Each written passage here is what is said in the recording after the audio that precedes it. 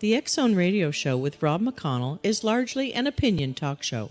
All opinions, comments, or statements of fact expressed by Rob McConnell's guests are strictly their own and are not to be construed as those of the X Zone Radio Show or endorsed in any manner by Rob McConnell, Relmar McConnell Media Company, the X Zone Broadcast Network, its affiliated networks, stations, employees, or advertisers.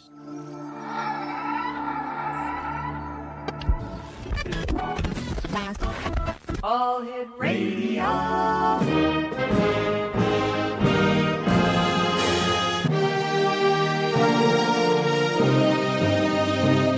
Welcome to the X Zone, a place where fact is fiction and fiction is reality. Now, here's your host, Rob McConnell.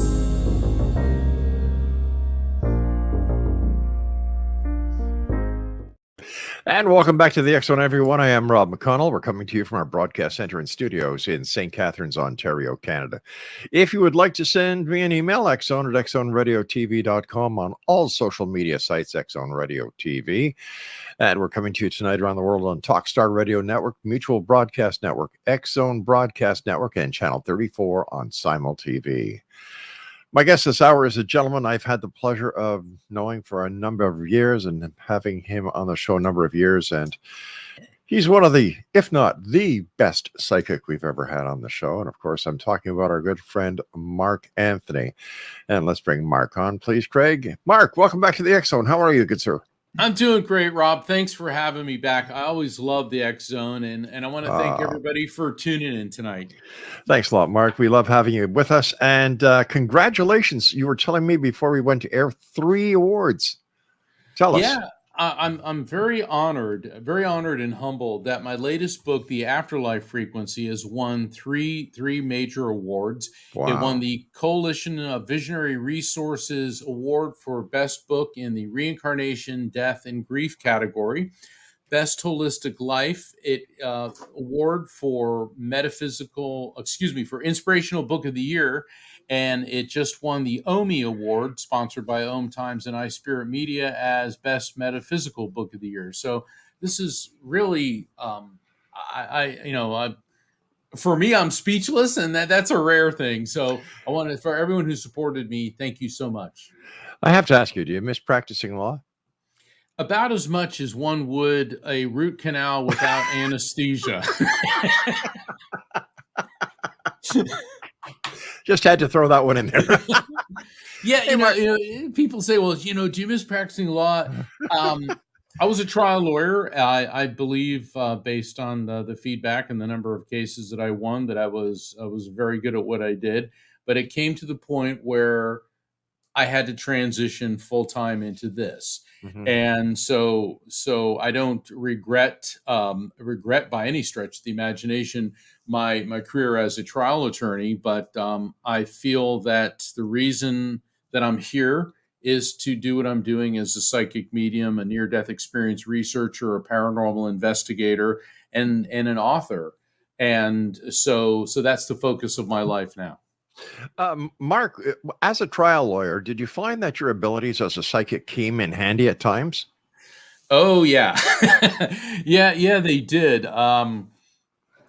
Particularly when I was selecting a jury, I would pick up on things about people. But there's a funny story. I was representing this guy, and he had been arrested for driving under the influence of alcohol. And there's nothing funny about that.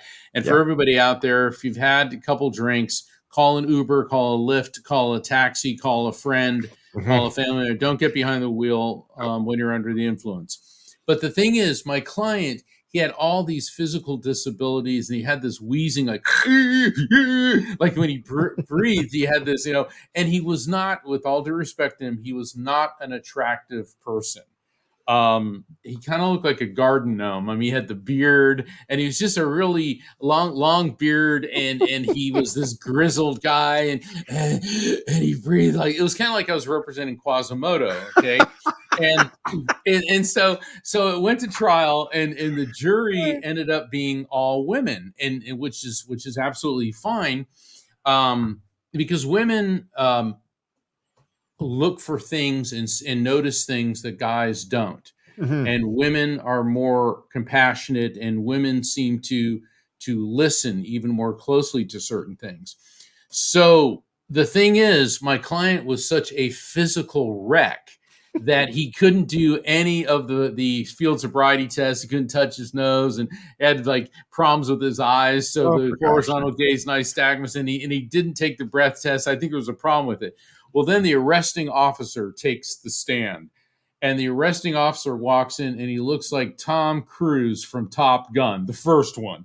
He's got the chiseled features and the big shiny badge and the uniform, and he takes the witness stand, and he knew how to testify, and every woman on the jury's looking at him going, ah. So I realized this is not okay. This, and I'm sitting next to Quasimodo here, and so things are not really going well. And so he's testifying that the defendant had bloodshot eyes, the defendant had an odor of alcohol about him, the defendant blah blah blah, and so then it was my turn to cross-examine the police officer. And so I started getting a really strong intuitive feeling that I needed to focus on bloodshot eyes. Now, that's not unusual, Rob, in Yeah. a UI defense. And so I said, well, officer, you made a very big deal about my client having bloodshot eyes. Isn't it possible that people with certain medical conditions and problems with their eyes could have bloodshot eyes?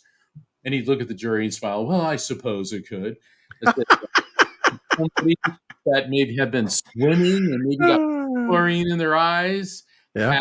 had bloodshot eyes. He said, looks at the jury again, and all the women are like, ooh, and he's like, yes, I suppose it can. And then I heard a voice that said, ask him about crying. And that was a strange thing. And I said, well, what if somebody's crying? Couldn't they have bloodshot eyes? And he said, well, I've never seen anyone have bloodshot eyes from crying. And it comes right out of my mouth. Well, are you married? And he goes, I never made her cry, like that. And then he caught himself. And every woman on the jury he went from Tom Cruise to Count Dracula. They are like, like that, looking at him, And my client's like, like, yay, And and I knew right then and there, no further questions. So I sat Yeah. down. Anyway, so we conclude the trial, include closing arguments, and the jury goes out for deliberations. Rob, they came back, I kid you not, in 10 minutes. Normally, it takes them an hour just to pick the four-person in the jury. 10 minutes, not guilty. I have never had that because I had an intuitive sense. I felt something that this guy, he was the whole package, the shiny badge, the starched uniform, the Top Gun looks. But beyond that, there was a very dark edge to him. And so I could go on and on and on, but I always thought I think that's one of the funnier stories It, about that. it is. And that, I think I'm going to try and book you into the comedy club down in LA with that one. God. Yeah, that was a good one. um, how was the client after you got him off of the charge? Oh, he was ecstatic. I mean, he Yes. didn't think he was going to win. We didn't, looking at it, but the thing is, and he wasn't guilty. And Right. I'm not just saying that because I was his lawyer, because look, I've represented a lot of people, and the vast majority of them, people always ask, well, how can you represent somebody that is guilty? It's like 99.9% of them are.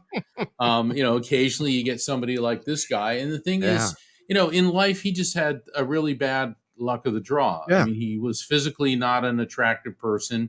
He had severe sinus issues. He had problems with his eyes. I mean, he just, he literally looked like a garden gnome, and he had this wheezing asthmatic condition.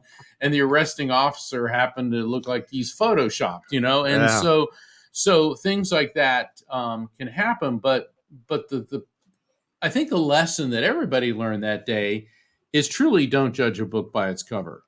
Exactly. Yeah. Exactly.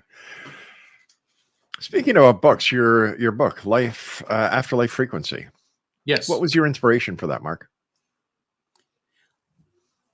You know, when I was on a another book tour for one of my earlier books, and I was at a paranormal convention. And I'm Mhm. going to back up a bit. Sure. In the first chapter of the Afterlife Frequency, I write about my friend Billy. It's first chapter. It takes place in Bangkok, Thailand, and it's a really harrowing experience. And if things went any different than the way they did, I would not be here right now. I don't even think I'd be alive.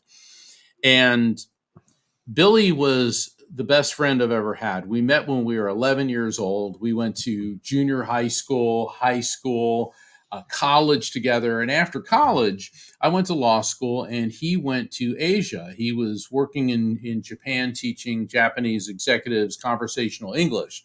And who knew when we were growing up that Billy was a linguistics genius? I mean, he taught himself to speak Japanese, Thai, Indonesian, and some Cantonese. And so he invited me to come to Asia, and we traveled through Asia. And I write about some of this in a couple of my books, in Evidence of Eternity, and in the new book, The Afterlife Frequency. And you know, Rob, one of the best days of my life was the day that I performed his wedding ceremony. He met this awesome woman in Japan, and they had their wedding in Florida, and it was outside at this hotel overlooking the ocean. And you know, Rob, I was standing up there and I looked out at the audience, and everybody in the world that I loved was there. Oh, My wow. best friend, yeah, his wife, whom I love, my parents, his parents, all of the friends that we grew up with from high school, all my fraternity brothers, everybody. It was just one of those shining moments in life. And it really doesn't get better than that. And and the sad part is Billy grappled with depression Mm. and substance alcohol abuse, and I could go into the lengthy, but the our entire lives we had this ongoing debate that even though we were both raised in the Catholic faith, and I believe in the afterlife, obviously, and he Sure. didn't. And all through Asia, I'd be going to the Buddhist temples and praying with the monks, and because that's one of the things that I enjoy doing is studying theology and mystical sites. And we had this entire lifetime discussion, debate, that he would say there is no afterlife, and he'd always say there's no science to prove it. And I said, well, there will be. And the thing is, I argued the other side. And I remember in Asia one time, he goes, even though I don't believe in God, you freak me out with that psychic thing because you do stuff. Well, fast forwarding in time, he took his own life. Um, the alcoholism, the depression, caring for a father dying of cancer, a mother Oh, with Lord. Alzheimer's. Yeah, life just got to be too much. And obviously, I was devastated. And about a year and a half after he died, I was on the Never Letting Go. That's my first book, the Never Letting Go tour. And I was speaking at a paranormal conference. It was in Colorado at the Stanley Hotel. And after my event, we're in the convention center. And so I'm sitting at my table and I'm signing books. And my manager, Rocky, she's walking around looking at all the other exhibits. Well, this is a paranormal convention. So a lot of the ghost hunters were there, and they had EVP equipment, K2 meters, and the spirit box. And the spirit box is a device which is supposed to scan the FM and AM radio frequencies to pick up on voices of spirits. So Rocky is walking by this one exhibit, and this guy named Chris was displaying these. And out of the spirit box, she hears "Get Mark," and she stopped and she looked at it. And the ghost hunter said, "Did that just say something to you?" And she hears "Get Mark" again. And he goes, "Do you think he means your Mark Anthony?" And so all of a sudden I hear, Mark, get over here. And I look up, and Rocky and Chris are like, "Get over here." And there's this crowd forming. So I get up and I run over. I go, "What?" And when I'm walking up to it, all of a sudden I say, "What?" And before I could say something, Rob, out of this box comes, "Dude." And I stopped and I looked at Rocky, and a tear was rolling down her face. Oh, gosh. She goes, "Mark, that voice." And before I could say the name Billy, I hear it say, "Love you, bro," which was the last thing he ever said to me. in this world. I remember the last time I saw him, he hugged me, goes, "Love you, bro."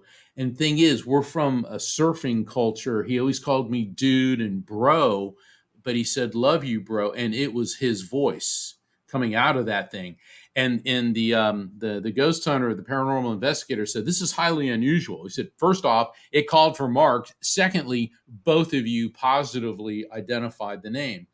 And so I was reeling from that experience. I'm a medium. I'm the one that's used to bringing through information that get. But now it's happening to me. And then it dawned on me, Rob, the atheist, the best friend I ever had, like my brother. He was like my brother, who said there's no science, there's no technology to prove this. He chose technology to communicate to me. And it started the wheels turning. And so I decided I need to write a book that explains the scientific basis for all the different forms of spiritual contact. And all right, Mark, that's what did it. Hate to do this to you, my friend. We've got to take a break. Exo Nation, Mark Anthony is our special guest. He used to be the psychic lawyer, but now he's the psychic explorer. Wow. Evolution, even in the world of the paranormal. There you go. www.afterlifefrequency.com is his website. And congratulations once again, Mark, on all the awards. And you deserve it, my friend. We'll be back on the other side of this short break. Don't go away.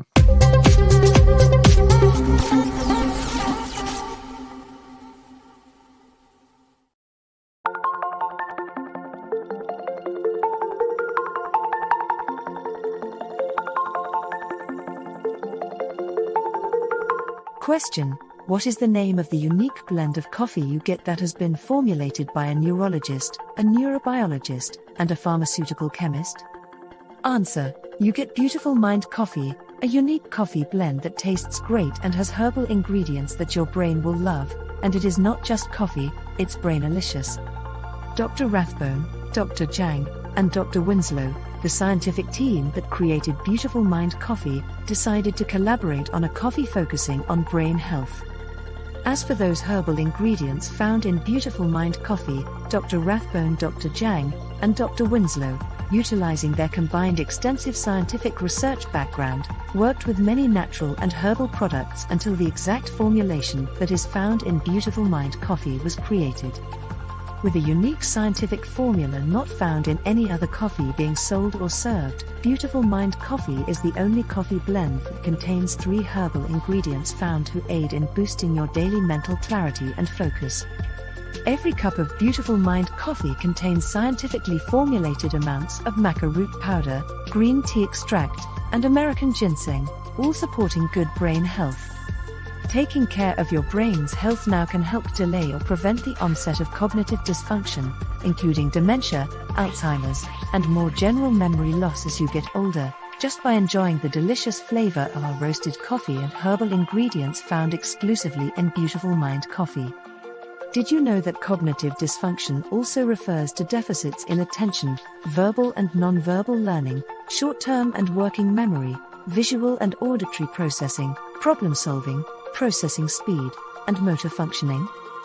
For more on Beautiful Mind Coffee, the 3 scientists who formulated Beautiful Mind Coffee, and more details on the 3 unique herbal ingredients in Beautiful Mind Coffee, visit www.beautifulmindcoffee.ca. Beautiful Mind Coffee is now available online at amazon.ca and amazon.com. To order Beautiful Mind Coffee, visit www.beautifulmindcoffee.ca today.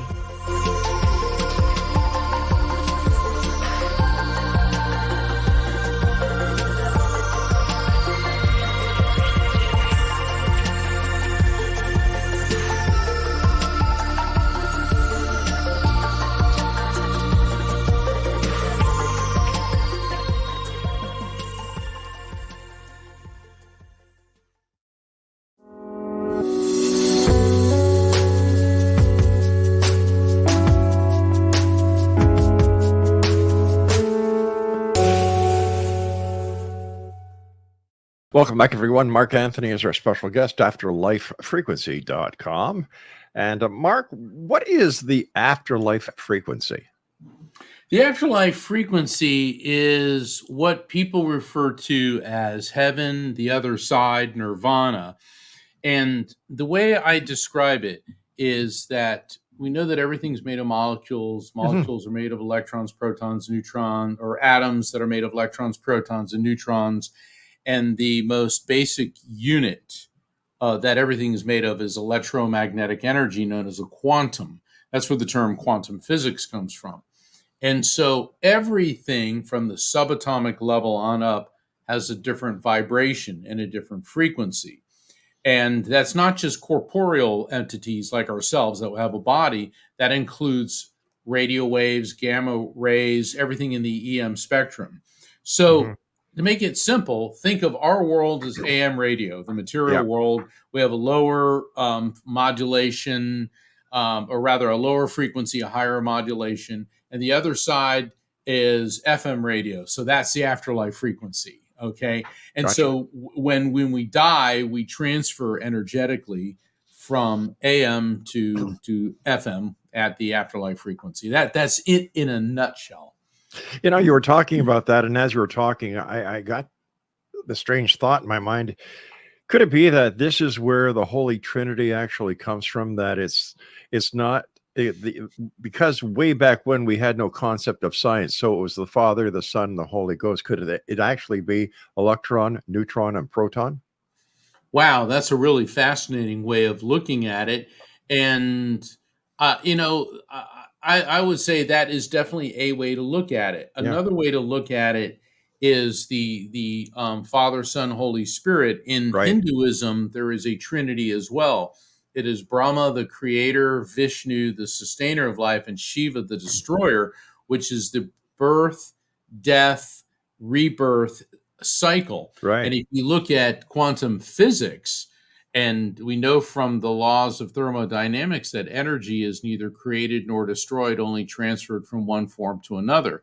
And in a sense, the Father is the creator, the Son is the sustainer, and the Holy Spirit would be the rebirth. So there are many parallels between those concepts and with quantum physics. And I'm glad that you brought that up, Rob, because I have never seen really a divide between faith and science, because I think there is none. No. They're both talking about the same things, but they're using different vernacular and different lenses, if you will, to view it. Because the people back in history had no concept of science and where science would have led them. So I often wonder how the Bible would have been written if everything that happened in the Bible happened today. Would they be looked as miracles? Would we actually look at for example, Sodom and Gomorrah, was it a nuclear attack? Exactly. So many different ways of looking at it. But you travel all over the country. Are you finding that there's an increase in awareness and an increase in people who want to know more, who 10, 15 years ago would say that what you and I talk about are from the world of woos, but now, thanks to you, your books, and other authors like yourself, you're touching a nerve. Something is happening. Well, yes, and this gets back to your earlier question about why I wrote the afterlife frequency, because certainly what happened with my friend was a motivating influence.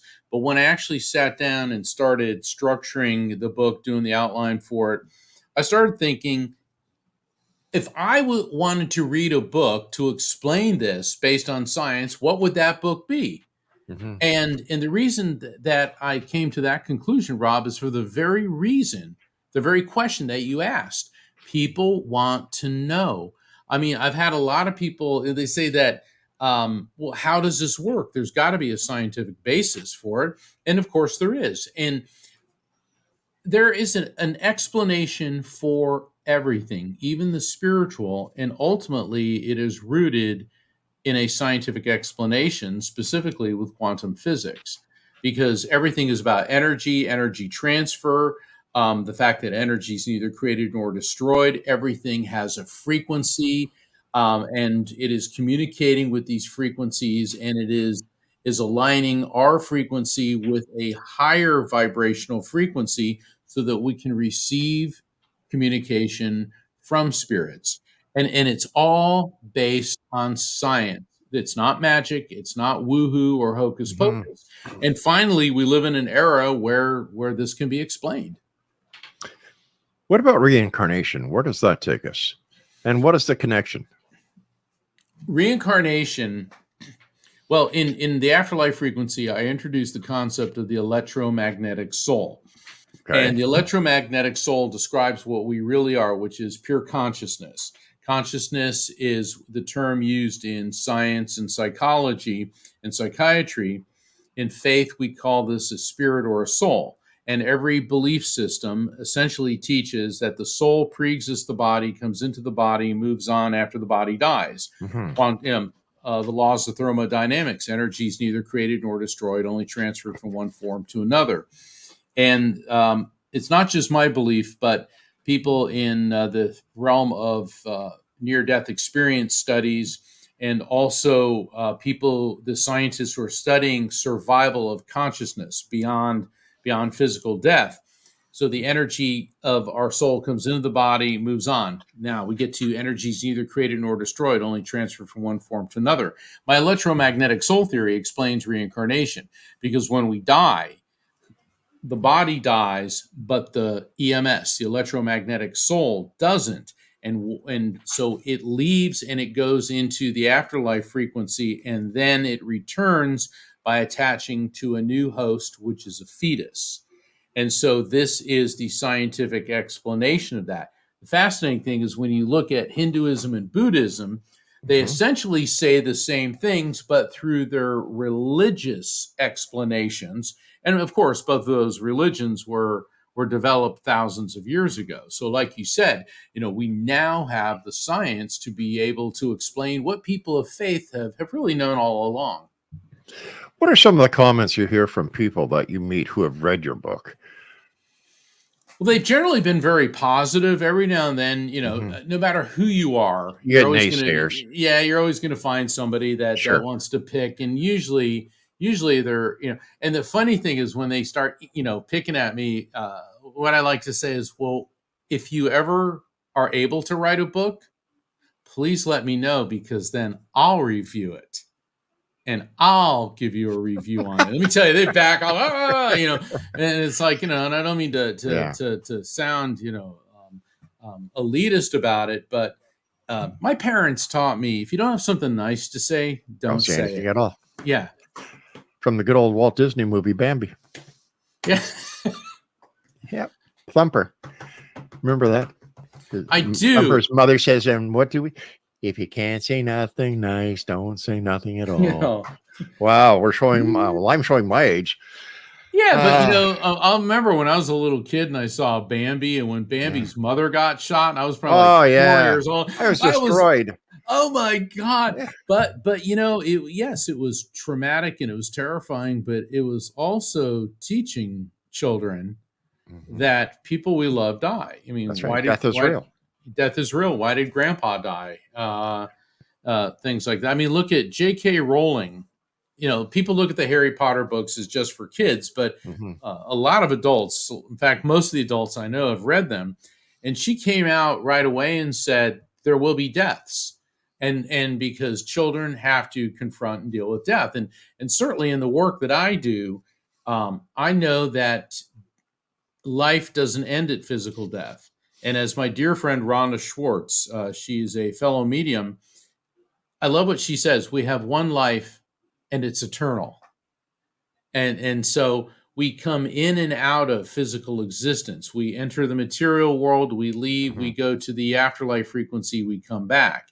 And the communication between our world and the afterlife frequency, whether it's through mediumship, a visitation that you may have, like you feel the presence or a dream, a near death experience, a shared death experience, out of body Yeah. experience, deathbed visions, they occur in the zone between the material world and the afterlife frequency. And I call that the NDE zone.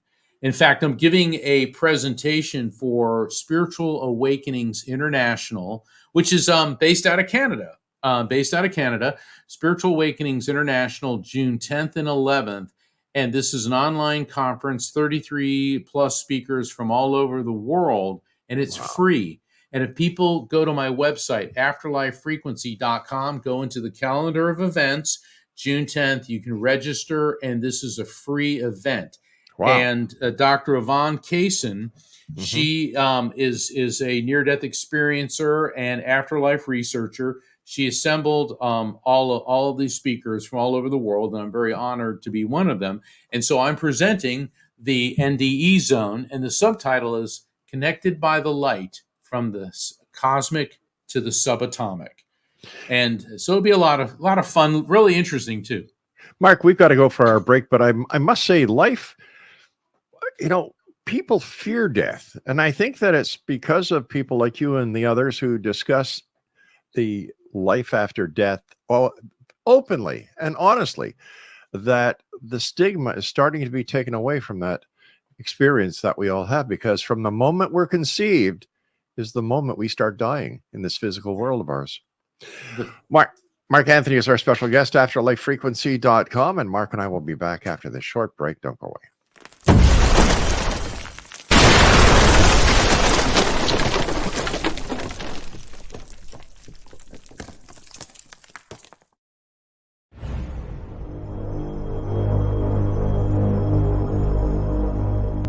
You have heard of the X Zone? Now watch it on Simul TV, plus 500 video games, live TV channels, free video on demand, worldwide, and more. Does this sound like tomorrow's television? Well, it is, but you can have it today, right now. It is Simul TV. Simul TV offers what the others only wish they could provide. 15 exclusive channels like X Zone, sci-fi, and horror. We are worldwide. No other provider offers that. 500 built-in video games. No need to have an extra expensive system. We have them included. Free video on demand.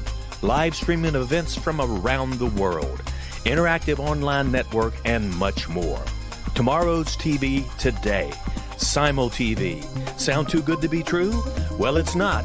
You can have Simul TV today. Sign up at simultv.com. Do it today.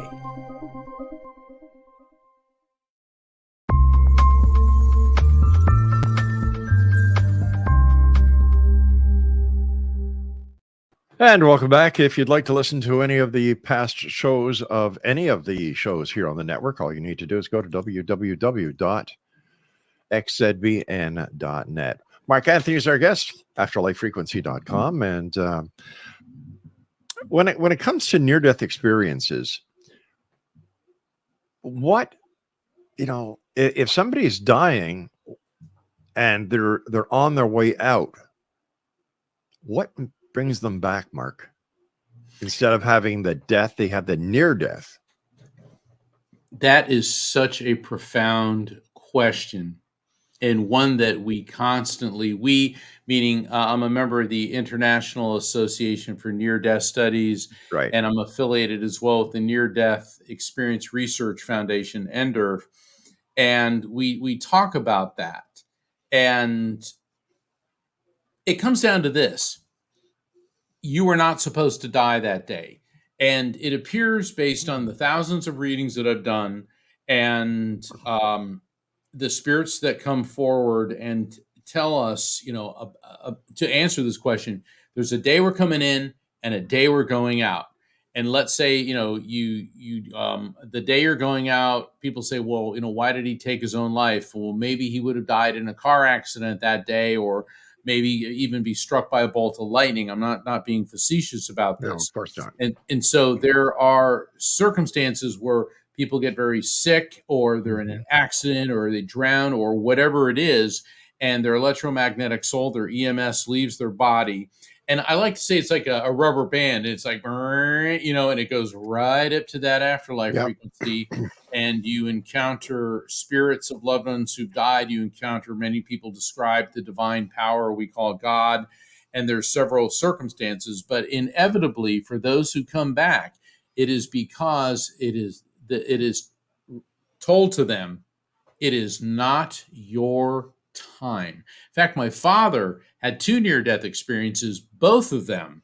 One when he was 16 and one when he was in his late 20s. And obviously both were way before I was born. And both times he heard the same voice say to him, you have to go back. It's not your time. Wow. The length of time that people have these near-death experiences from those who I've had on the show vary. Some seem to last hours. Others seem to be just, you're not supposed to be here. Get back. Right. Why the difference?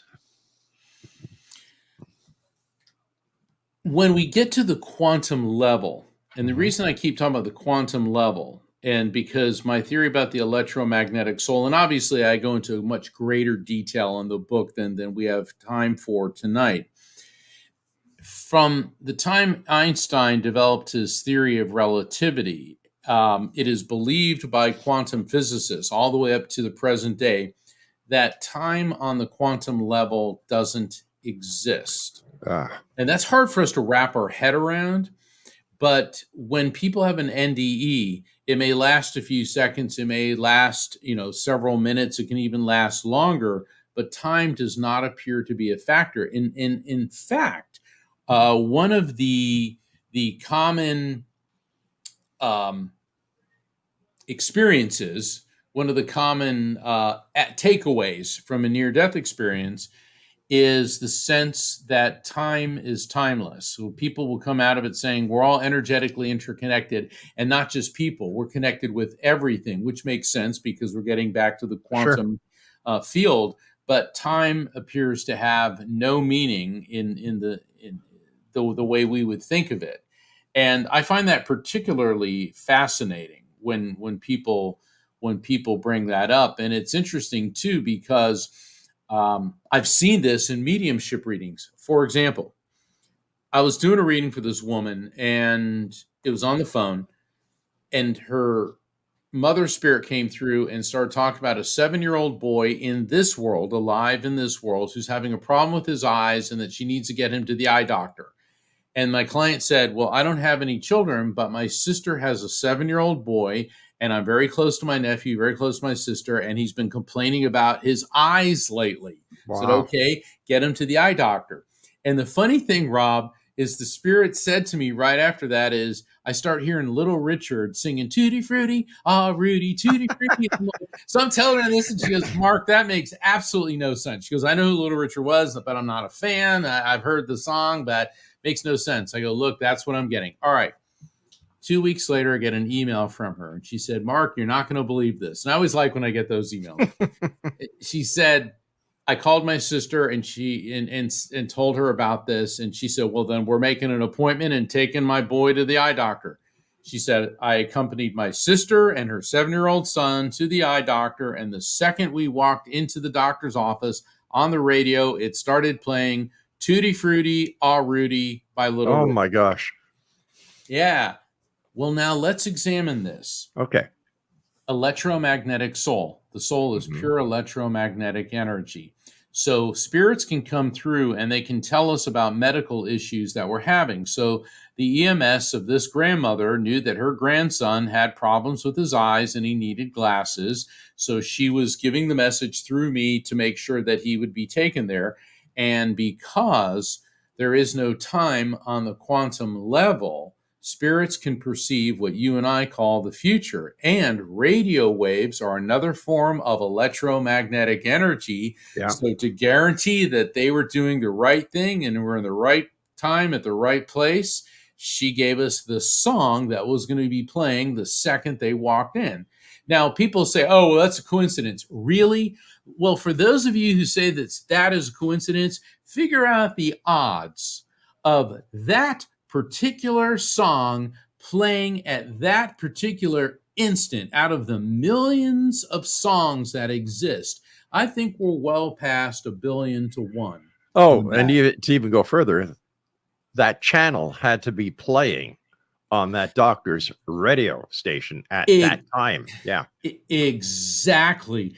And so that's why when I look at things like that which happen, I start analyzing, because at first it's like, oh, that's really great. Then I realize, wait a second, radio waves, electromagnetic energy, theory of relativity, that on the quantum electromagnetic level, there is no time. So this is how the spirit was providing validation. So I love when things like that happen, and that bolsters my electromagnetic soul theory. Plus, there have been two major discoveries in the last year that give us scientific evidence of near-death experiences and the afterlife. What are they, Mark? On 2/22/22, and I can always remember that date, 2/22/22, in Tartu, Estonia, an 87-year-old man had a stroke, and he was rushed to the hospital and put on an EEG, an electroencephalogram, to measure his brainwave frequency, because that's what you do with the stroke victim. Sure. So he's being his brainwaves are being monitored, and then all of a sudden he has a massive heart attack and dies. And this is the first time in history that a human being died while an EEG was being administered. We have 5 different brainwave frequencies: gamma, alpha, theta, gamma, beta, alpha, theta, and delta. Gamma is ultra high functioning. Beta is activities of daily living, like what we're doing now. Alpha is when you relax, daydream, meditate. Theta is deep sleep. Delta is very little brainwave activity, but that's when you heal and fight infections and cellular regeneration. All 5 brainwave frequencies surged off the charts at the moment of death. And doctors around the world were mystified by this. And they said, this appears that there was a surge of energy leaving his brain at the time, which would tie into near-death experience and the possibility of continuity of life. But now it gets even better. So by November of 2022, a study came out from the Grossberg Center at New York University, the Grossman Center, of a couple hundred people. I think it was almost 500 different people, and at 25 different hospitals in the US and the UK. It was a CPR, cardiopulmonary resuscitation study. And so people who were in the hospital and they were going through CPR, they had EEGs put on them. And with CPR, the people would many times flatline, but then they're resuscitated. So it's a bit different than the guy in Estonia. Here's the thing. Everyone that flatlined, everyone that died, but then was resuscitated, all 5 brainwave frequencies surged off the charts. And 20% of them came back with a near-death experience of going through the tunnel, into the light, meeting the relatives, veridical perception, things that were happening in rooms in the hospital around them, hearing conversations. And so this has been heavily analyzed, and basically the lead scientist, Sam Parnia, said this appears to be scientific evidence that consciousness survives physical death. Now, he said we don't know how long it survives because all of them came back. Now, I'm going to take this a step further. I think both of these, the study at NYU and the incident in Estonia, I think those both help to substantiate my electromagnetic soul theory, because that's what I've been saying. And it's a bummer that those studies came out after my book came out, because I would have loved to have included them. Of course, they'll probably be in the next book. And there's other studies. Underway. Mark, as always, time flies by when you're with us, my friend. First of all, again, congratulations on all your success. It's always great speaking with you, Mark. What's next for you? You've got something on, what's the date of the event in June? June 10th and 11th. That is Spiritual Awakenings International. And I'm inviting everybody here to please sign up for my newsletter by visiting afterlifefrequency.com. It's the same as my book. I just happen to have a copy here. But to make things easy, afterlifefrequency.com. And you can sign up for my newsletter, find out about signing up for a reading. I've got a number of online events and summits coming up on grieving and in different aspects. A lot of them are free. And also you can find out about the next time I'll be back here on the X Zone. So Mark, you always have an you. open invitation. So take care of yourself, my friend. Safe travels. Thank you. I look forward to the next time you and I meet here in the X Zone. Thanks, Rob. It's always great being here. Blessings to you, my friend. X Zone Nation, the one and only Mark Anthony. The name of his new book is The Afterlife Frequency. The website is afterlifefrequency.com. I'll be back on the other side of this commercial break with the news as the X Zone continues with yours truly, Rob McConnell, from our broadcast center and studios here in St. Catharines, Ontario, Canada. If you'd like to send me an email, xzone@xzoneradiotv.com. It's the same email address that I've had for the past 34 years. 34 years of broadcasting each and every night. Thanks to you, the members of the X Zone Nation. Don't go away. We'll be right back.